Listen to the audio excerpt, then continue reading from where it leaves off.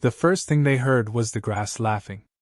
Not the scouts themselves, not yet, but the grass, as though the earth itself had found them ridiculous. Tall green blades swayed in the foggy morning, whispering in a language older than either species, and one of the alien scouts swore he could hear it chuckle. It made no sense. They were the most advanced reconnaissance unit in the Glysaurian fleet, equipped with thermal vision, motion tracking sensors, and cloaked armor. They had mapped worlds light years from here. They had outwitted predators the size of starships. But here, on this backwater planet, the grass laughed. One scout, a lean soldier named Vree, stepped forward and kicked at it, muttering something about primitive camouflage, about how the humans were pathetic for trying to hide with paint on their faces and leaves stuck in their helmets. The others laughed with him, their voices metallic under their masks. And then the laughter broke. It happened with a single sound. Not a thunderclap, not an explosion, just a dry, precise crack. Vree froze mid-step, eyes wide in confusion, and then fell face first into the earth without a word. No one even saw blood at first. It was the silence afterward that made it terrifying. The fog held still as if afraid to move, and the tall grass swayed only where the wind touched it. Somewhere out there, far beyond their scanners, something was watching them. The alien squad leader, Irin, snapped his clawed fingers for a thermal sweep. His visor lit up in angry reds and yellows, scanning the rolling hills, the broken fence line, the weathered barn in the distance. Nothing. Not a heat signature larger than a rabbit. Not a movement more than the wingbeat of a crow. The human should have been there. Somewhere. The shot had to come from somewhere. Yet there was only emptiness. The scout next to him whispered a theory about drones, about remote-fired weapons. But Irin knew better. The angle was too perfect, the timing too deliberate. This wasn't random fire. Someone was hunting them. A voice came over their comms. It was faint, distorted, and in a language they barely understood, but the tone carried perfectly. Slow, calm, and almost amused. "One down," it said. "And I didn't even stretch yet." The squad froze. The transmission was coming from their own frequency, as though whoever spoke was inside their helmets.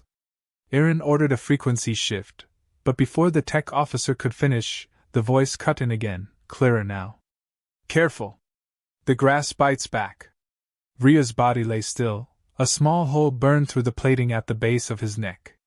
No energy signature, no plasma scorch marks, just a clean puncture that went through armor rated to stop meteor shrapnel. The tech officer tried to scan for metallic residue, but the readings came back as organic, like the wound had been made by something primitive. A projectile. A bullet. They had read about such things in the human archives, weapons from 1,000 years before the Glysaurian fleet first crossed the void. The idea was laughable. Until now. One of the younger scouts, Carr, stepped toward the ridge line, lifting his plasma carbine to sweep the field. He was halfway through muttering something about old-fashioned human toys when the grass to his left leaned slightly against the wind. Not toward the wind. Against it. It was subtle, a movement so faint the others barely noticed, but Carr hesitated. In that moment, the air itself seemed to inhale, and another crack split the morning. Carr's helmet jerked sideways, a fist-sized hole appearing where his left eye had been. His body dropped without even the courtesy of a scream. Panic began to bleed into the group's composure. Irin barked orders, sending 2 scouts to flank left and right while the rest crouched low. The fog clung thicker as they moved, every shadow now a possible threat, every hill an unseen rifle barrel. The alien sensors kept sweeping, but the human was a ghost. No heat, no motion, no electromagnetic trace. To their technology, the sniper might as well have been a rock. And rocks didn't kill elite scouts with surgical precision. Somewhere in the mist, Lieutenant Mason Cade lay on his stomach, his body painted in a mixture of mud, crushed grass, and cold ash. His rifle, a custom bolt-action he had modified himself, rested steady against the earth. Mason had been here since before dawn, watching the field through his scope, tracking the aliens as they landed. He had already chosen his first 3 targets before they even saw the barn. He listened to their laughter through a hack translator, filing away the sound of it. Every laugh was a little rhythm, and every rhythm could be broken with one well-placed beat. He saw Aaron now, the leader, crouching low, visor scanning in desperation. Mason smiled faintly, not because it was easy, but because it was satisfying. These weren't just any aliens. He'd read their file through a classified channel, Glycorian Recon Scouts, infamous for running down insurgents across a dozen worlds. And now they were here, on his ground, in his field. They thought camouflage meant a painted helmet and a bush to hide under. They had no idea what it meant to melt into the land until you were nothing at all. Another voice from their comms, Mason again, low and deliberate. "You came here laughing. I'll send you home quiet." The message wasn't just a taunt, it was bait, pushing them into the kill zones he mapped hours earlier. He had claymores set in the fence posts, pressure triggers hidden under patches of earth, and fallback nests that gave him firing angles on every approach. Mason wasn't defending this field. He owned it. Aaron ordered the squad to hold position, their weapons sweeping for movement, but the fear was already crawling through them. They were trained to expect resistance, but this wasn't resistance. This was an execution, and they didn't even know where the executioner stood. The fog thickened, the air heavy with the smell of wet earth and gunpowder. Somewhere, a crow cried out, flapping from a fence post, and every alien rifle jerked toward it. Mason didn't move. He didn't need to. They were already playing his game. Another shot cracked. A third scout fell. Aaron realized then, too late, that they weren't hunting a human at all. They were prey, and the predator had been waiting for them before they even knew they were in the field. Somewhere out there, in the swaying grass, the ghost was smiling. They called him Mason when they needed him to be human, and Ghost when they needed him to be a warning. He had learned the art of stillness the way some people learn to pray, by repetition in places where failure had teeth. Long before the first Glycorian scout laughed at human camouflage, Mason had learned to sleep with his eyes open in jungles where the leaves dripped worry and radios whispered doubt, had memorized the way gravel rolled under a knee, the exact weight of a breath, the way a single bead of sweat could betray a man from 1,000 yards. He had a mentor once who told him that a sniper is not a shooter but a shape in a place, and that the bullet is only the last word in a conversation already won. Mason kept that sentence in his bones the way others keep scars. On the ridge above the field, he became that shape. Mud and ash cooled his skin, grass clippings clung to him like old friends, and a thin layer of ice packs under his ghillie kept his body temperature on the wrong side of the Glycorian sensors. He did not track the aliens as bodies. He tracked them as problems. A leader who trusted technology more than instinct. A tech officer too quick to rely on a screen. A young gun who wanted to impress the others.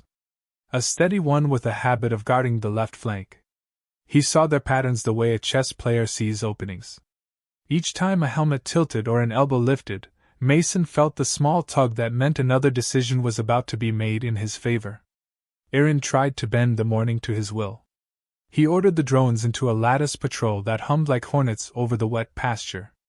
Triangulation algorithms stitched the fog with invisible lines, each drone chirping position data into the squad network, each helmet display scrolling with clean confidence.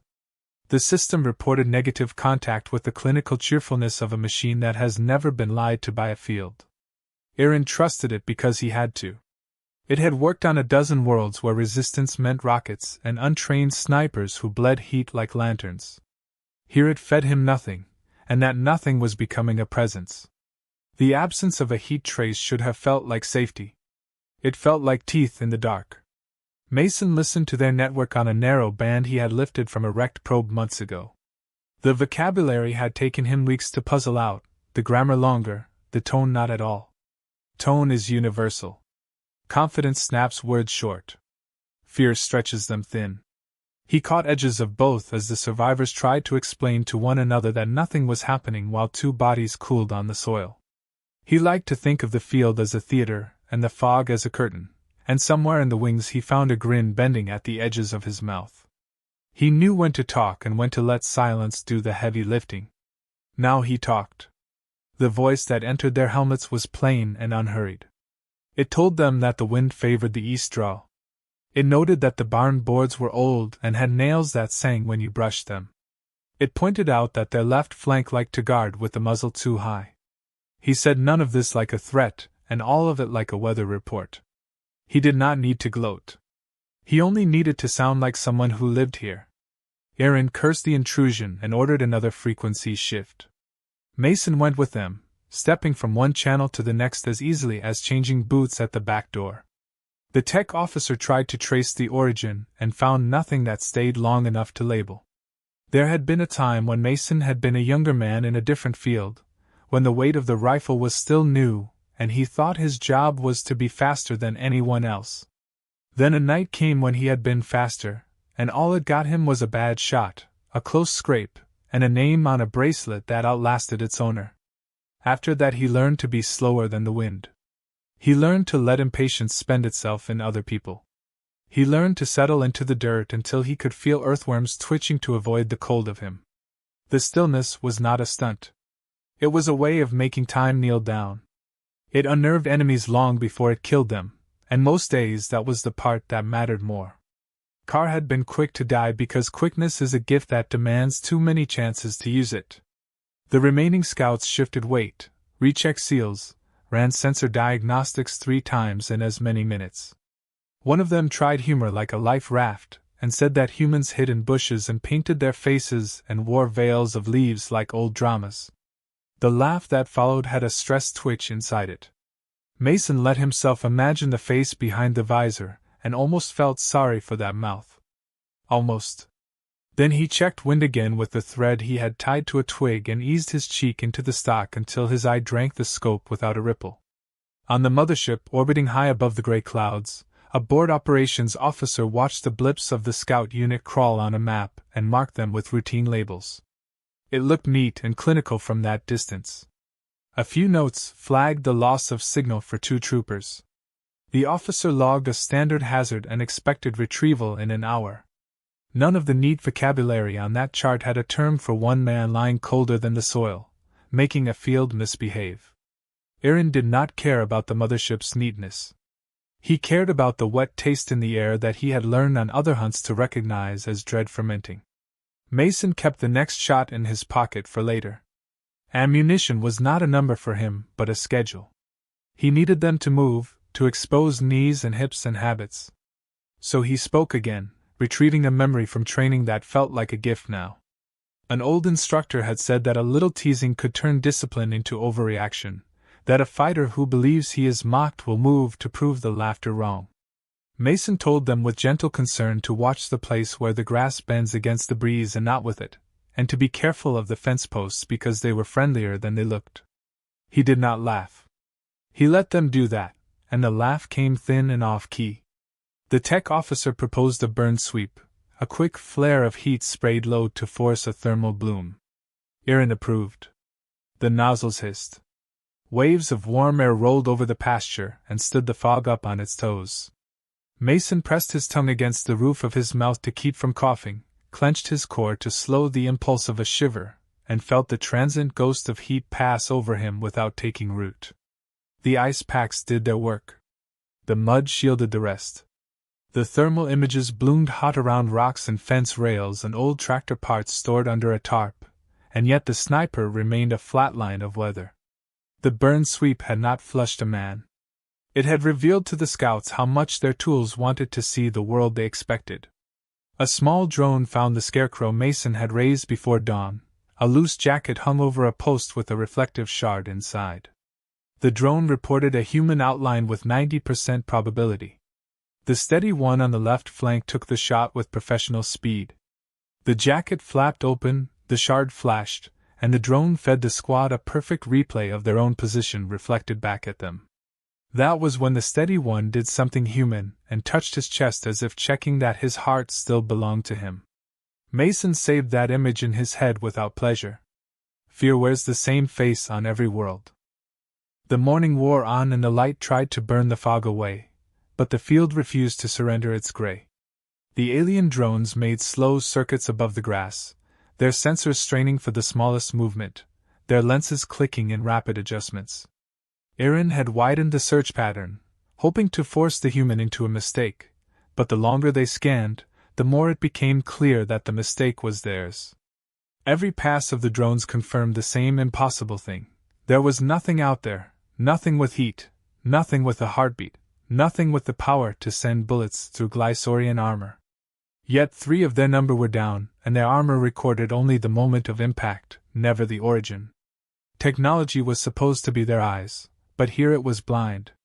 Mason lay in a shallow depression behind a stand of fence posts, a spot he had chosen hours earlier not for its cover but for the way the terrain funneled sound. Even the light wind worked in his favor, carrying their voices and the faint hum of their equipment right into his ears.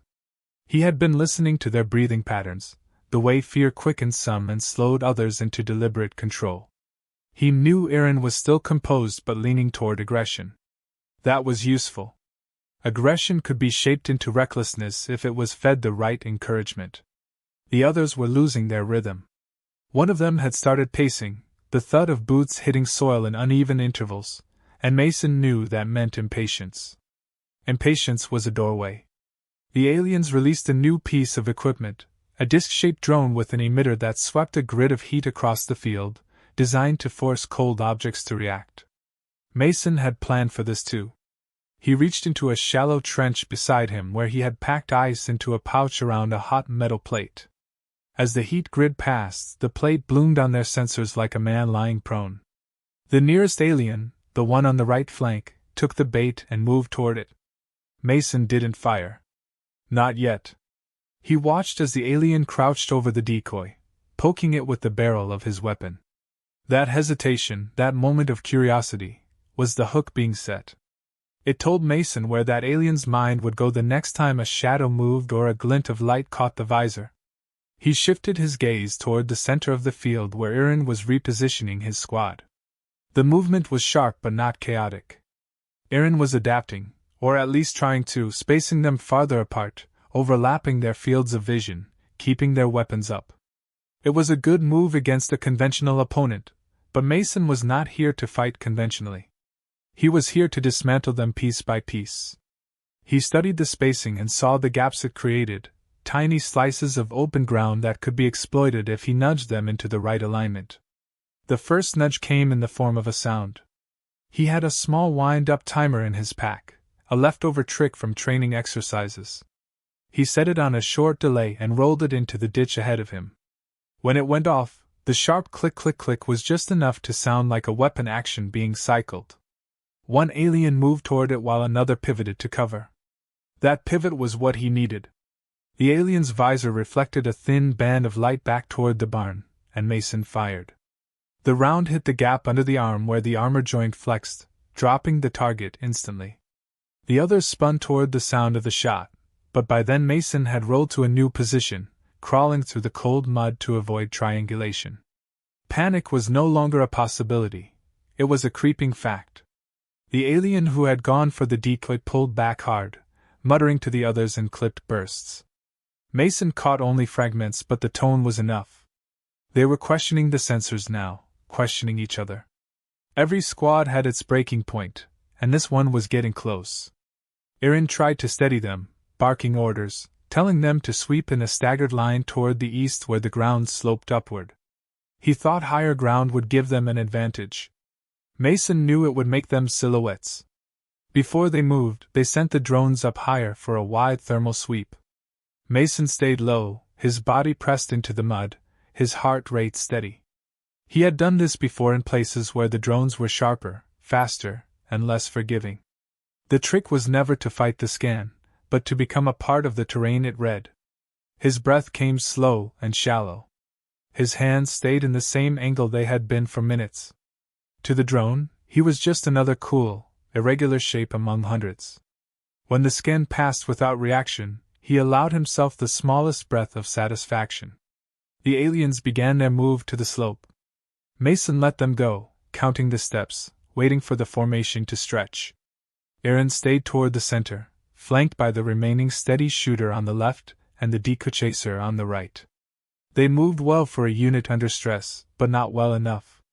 When they crested the first rise, Mason picked the rear guard and fired. The shot cracked like a bone under pressure, and the rear guard folded into the grass. Aaron whipped around, scanning the lower ground, but Mason was already ghosting backward, shifting to a vantage that covered both their retreat path and the top of the slope. The decoy chaser made the fatal mistake of breaking formation to try and flank Mason's suspected position. It was exactly what Mason wanted. He waited until the alien was moving across open ground with no cover within 10 strides, then squeezed the trigger. The round punched through the thigh joint, sending the alien sprawling. The scream came sharp and guttural, cutting through the fog. The others shouted back, trying to drag him to cover, but the slope offered no safety from a patient eye and a steady hand. Mason let them scramble before putting another round clean through the chest plate. Silence followed, broken only by the hum of the drones that could do nothing to protect them. Aaron halted the advance, calling for a defensive perimeter. The squad tightened up, weapons pointed outward, sensors sweeping in all directions. This was the point Mason enjoyed most. A tight perimeter made them feel secure, but it also locked them in place, made them easy to predict. He could keep them there as long as he wanted, let the fears sink into their bones until every shadow and sound became a threat. They would waste energy scanning the same patches of grass over and over, never realizing that the real danger was in how long they stayed still. Mason used the time to reload and reposition again, shifting toward the barn. He moved in bursts of inches, pausing between each to listen. The barn would give him elevation and angles they could not account for. As he crept inside through a gap in the wall, he smelled the old hay and rot, the ghosts of seasons past. From a window near the top, he could see the entire field, the slope, and the cluster of armored figures holding their ground. He watched them through the scope, noting every tilt of a helmet, every twitch of a weapon barrel. The wind shifted slightly, and with it came the faint sound of Aaron speaking into his comms, calling the mothership for guidance. Mason couldn't hear the reply, but he could guess. The Glysaurians had likely never lost scouts this way before, and no doctrine existed for an invisible man with an old rifle and the patience to wait them into mistakes. Aaron was on his own, and Mason intended to keep it that way. Aaron stood perfectly still, visor scanning, every sense straining for the smallest clue. Only 2 of them remained now, and the field felt too big for just the pair. His breathing had slowed, but Mason could hear the subtle raggedness in it, the kind of uneven rhythm that slipped through the cracks of discipline when the mind was fighting shadows. The other survivor, a wiry scout with a sharper edge to his movements, kept circling, unable to stop himself from glancing behind every few steps. Mason had seen that kind of paranoia before, and he knew exactly how to push it toward breaking. The barn gave him the advantage of perspective, but staying in one place too long was a mistake. He shifted quietly to a different shooting slit in the wood, his rifle angled toward the rise where they had tried to take high ground earlier. They were both exposed from certain angles now, their defensive formation gone with the loss of their numbers. Mason didn't want to end it yet. He wanted to corral them, make them feel the invisible walls closing in. He reached into his pouch and pulled out a small transmitter, one tuned to mimic short-range comm chatter. He spoke just loud enough for the static to carry. "Alpha team to Overwatch, we've got the stragglers pinned. Moving in 5. The words were in their own language, clipped and direct.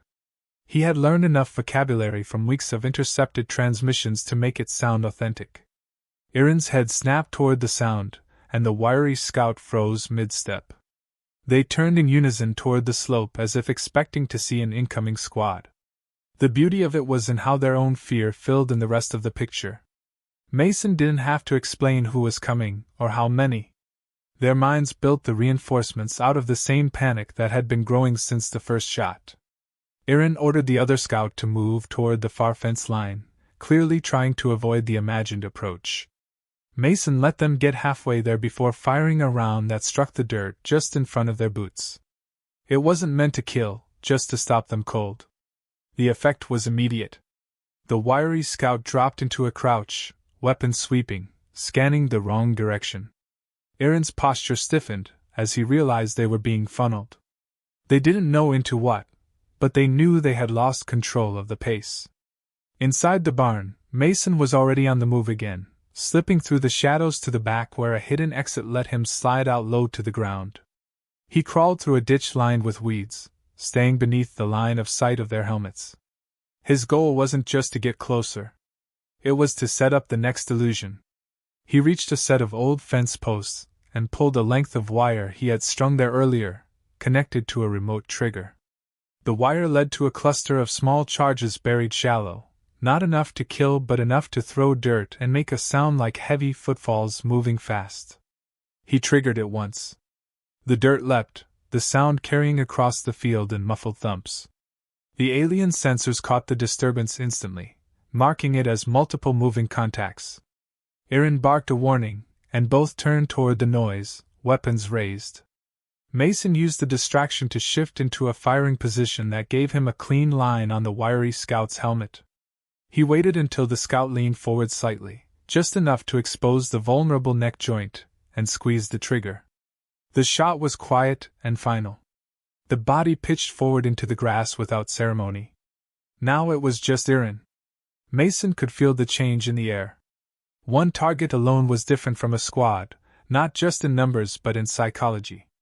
A single survivor could be the most dangerous or the easiest to break, depending on the will of the mind inside the armor.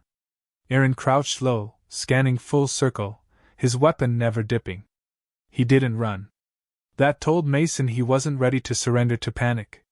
But there was no winning here, and Mason intended to make him understand that before the end.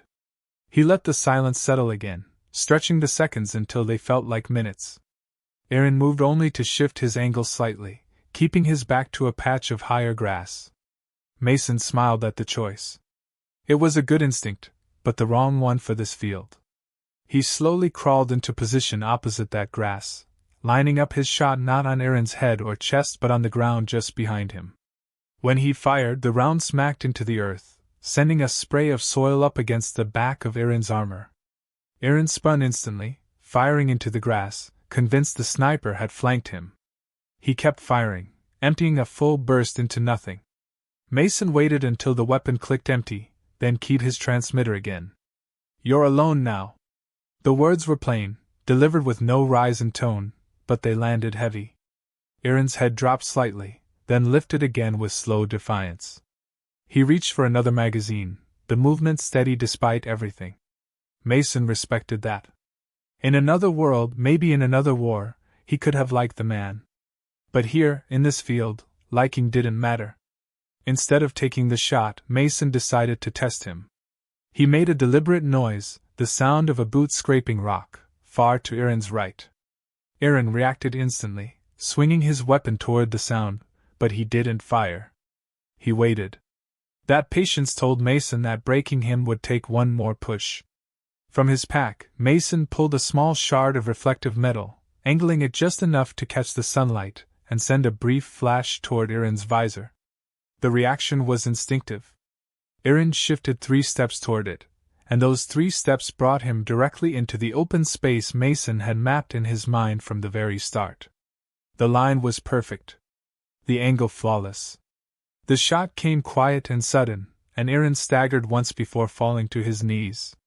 Mason kept his scope on him, ready for any last move, but the alien simply stayed there, hands braced in the dirt, helmet tilted forward. He was breathing hard, and Mason could see the faint tremor in his shoulders. For a moment Mason thought he might remove his helmet, show his face, but instead Aaron simply sat there until the weight pulled him sideways into the grass. The field was quiet again. The drones still circled above, but without commands they simply maintained their pattern, blind to the fact that their unit was gone. Mason lay still, letting the calm soak back into the land. He had learned a long time ago that the end of a fight wasn't the time to stand up and celebrate. It was the time to listen, to make sure no one else was coming. The silence now was clean, the kind that came only when every moving piece had been taken from the board. Mason rolled onto his side, looking toward the horizon. The sun was higher now, the fog beginning to thin in patches, revealing more of the worn fence line and the barn standing alone. He knew the mothership would notice the loss soon. They would send more. But today's lesson had been delivered, and he suspected it would echo longer than they expected. Somewhere far above, someone was watching these events through a monitor, marking the loss of an elite unit in a place they had thought was beneath their worry. The quiet that followed Iran's fall was different from the other silences of the day. This one carried a weight to it, as if the air itself had grown thicker, like the earth was holding its breath. Mason stayed prone for a full 2 minutes, watching for any sign of movement. The drones still hovered above, aimless without direction, their hum blending with the wind. He thought about shooting them down, but that would waste ammunition, and he had none to spare. Besides, they weren't a threat now. What came next was the real danger. He knew that killing the last of the scouts wouldn't end the mission. It would escalate it. Somewhere up there, aboard that orbiting ship, a commander was already making decisions. He would have minutes, maybe an hour at best, before they sent something else. And this time, it wouldn't be scouts. Mason moved low across the field, weaving between dips in the terrain to avoid any lingering aerial eyes. He aimed himself toward the barn, but not for shelter. The barn was bait now. If they sent reinforcements, they'd check the highest vantage points first. Instead, he angled for a shallow gully behind it, a place where the earth dipped enough to hide him while still giving him a clear view of the open ground beyond. Along the way, he checked the scattered forms of the fallen scouts. The armor was too heavy to take with him, but he noted the design, the placement of vents and joints, the faint scorch marks where his rounds had punched through. Every kill taught him something, and in the next round of this game, he'd need every bit of that knowledge. The first sign of new company came not from the sky but from the ground. A distant thump, then another, like a slow heartbeat. It was followed by a shimmer at the horizon, a distortion in the air that Mason recognized from his recon work. Drop pods. Smaller than troop carriers, larger than drones, built for delivering shock units directly into hostile zones. He counted 3. The pods slammed into the far end of the field, kicking up clouds of dirt. The hiss of their doors came next, and out stepped figures bulkier than the scouts, their armor darker, layered with heavier plates. These were not reconnaissance. These were hunters. He scanned them through his scope and noted their weapons. Shorter barrels for close work, heavy grips for stability. Their helmets were different too, with broader visors and secondary lenses on the sides, likely designed for multi-spectrum scanning. They moved in a deliberate spread, covering each other's advance. They didn't rush. They were expecting resistance, and they were patient. That made them dangerous. Mason adjusted his breathing and waited, letting them enter the field without a greeting shot. With these, he couldn't just chip away at their confidence. They would keep moving until they either flushed him out or killed him. The only way to stop them was to end it quickly. He let the first one pass a cluster of fence posts before firing. The round struck just above the knee joint, and the alien stumbled but did not fall. Armor that heavy absorbed a lot, and the target stayed upright, swinging its weapon toward the barn. Mason shifted positions immediately, crawling backward along the gully and looping around to a better vantage point. The aliens advanced without hesitation, their formation tightening. The one he hit moved slower now, limping slightly, but it remained in the fight. Mason understood that this was no longer a game of picking them off from distance. He was going to have to draw them in close. He pulled a smoke grenade from his pack and tossed it toward the barn. As the thick cloud rolled out, it obscured the field and gave him the cover to move toward the structure.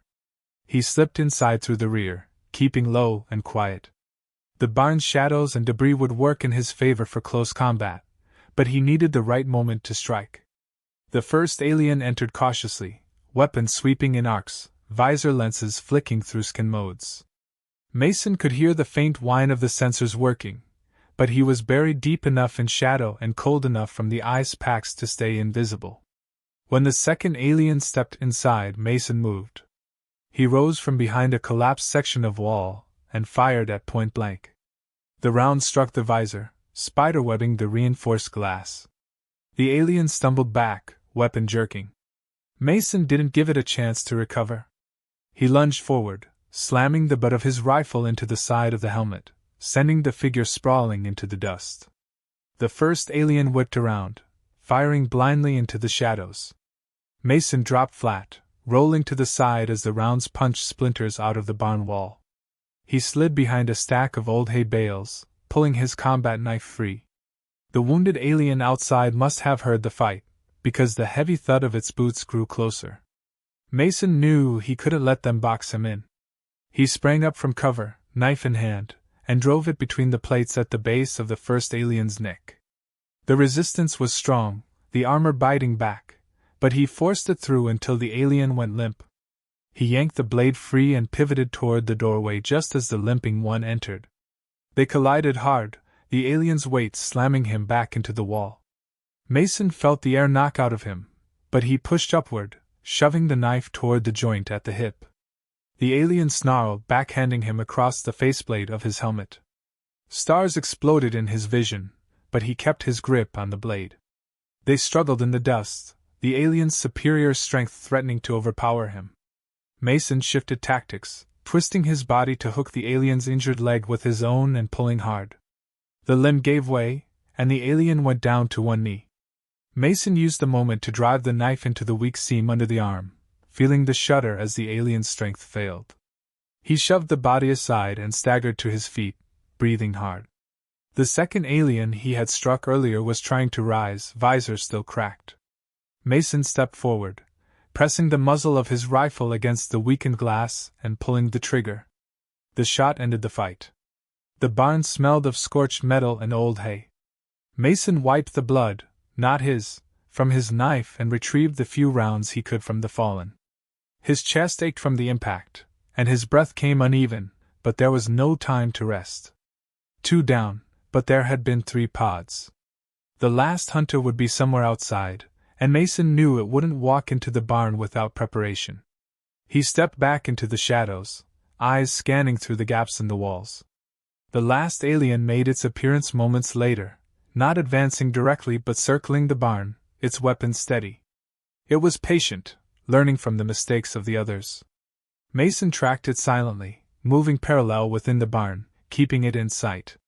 He waited until it passed near the old ladder to the loft, then moved quickly, climbing up without a sound. From the loft, he had a perfect angle.